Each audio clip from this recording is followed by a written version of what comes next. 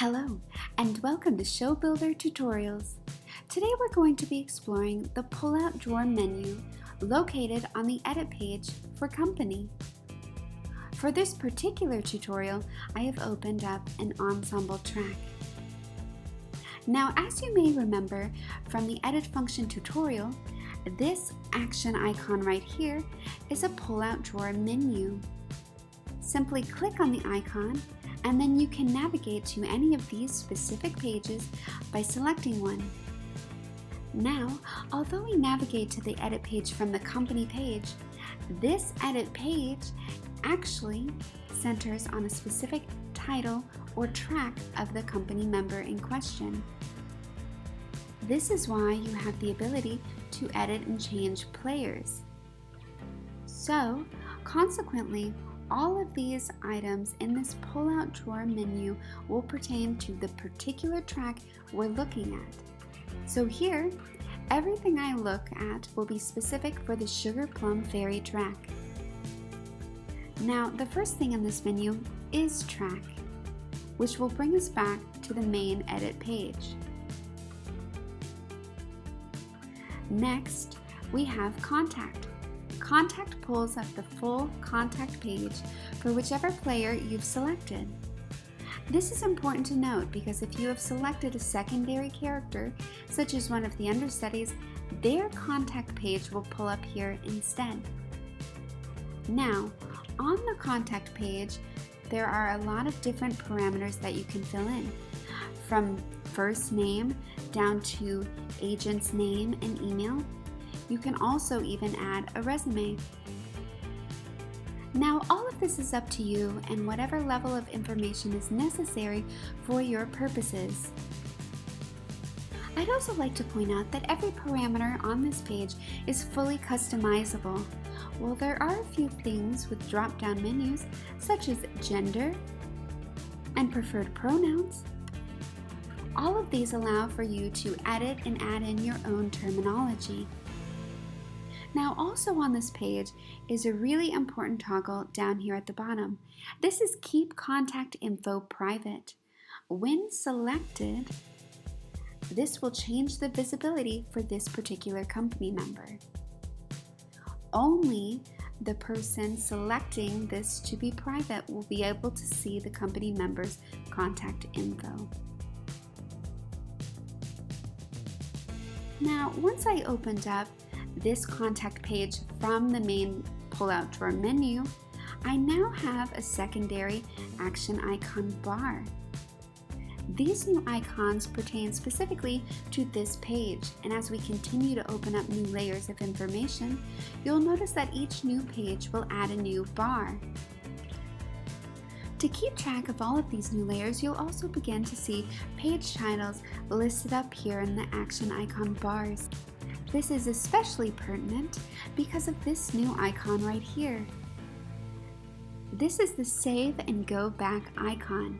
Clicking here will bring you to the previous page, which for our purposes would be your main Edit page. Now, this second bar also includes another pull-out drawer menu. This goes further into detail, allowing us to add and look at contact specs and headshots. Contact specs is where you would include any specific information about this actor that could be important or impact your particular department.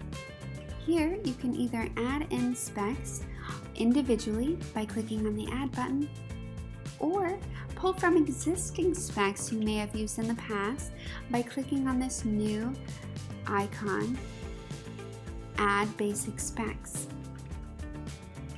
Now, you can also edit these particular specs by clicking on this Edit icon and making a spec note. However, it is important to click Enter in order to save the new addition. Now, this page will automatically default to your discipline, which allows you whatever edit permissions are enabled for your account. However, you can also use this drop-down menu to pull up the public contact specs from other disciplines. As you can see, Doing so will now put you in a view-only mode.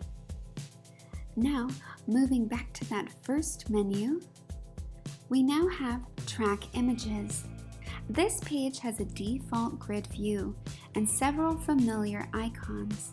However, it also has a search bar and, like Contact Specs, a drop-down discipline menu. Again, this page will default to your discipline, but you can also use the menu to see other images from other disciplines as long as they are made public. As an example, in sound, I might have images of mic placement here, whereas wardrobe might include photos of various costume pieces or looks. Moving right along, we next have Player Images. Here you can see I have a library of images specific to whichever company member I have selected for player. As you can see, you can have multiple images, and we have a new icon here, Make Current. Making an image current means that this is now the default image for this particular player. After that, we then have players.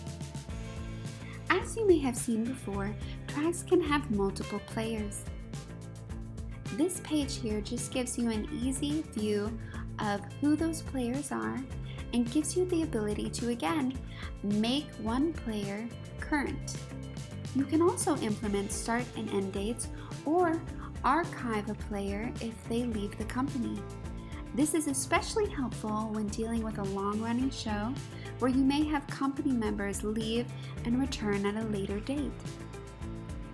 After that, we have Track Characters. This is particularly helpful for ensemble members who may play multiple characters in their track. This is true of the Sugar Plum Fairy track. While Sugar Plum Fairy may be the main character of this track, this performer will also play Gingy later on in the show. So, if I was looking at Sugar Plum Fairy, track characters include, as we see here, both Sugar Plum Fairy and Gingy. This information becomes incredibly helpful as you begin to encounter any type of split track situation or as you do a song singing breakdown. Lastly on this group is character groups. Character groups is another way to create a subgroup within the company that helps particularly when creating running order or a sing-song breakdown. Character groups are non-specific, often unnamed roles that are seen throughout the show.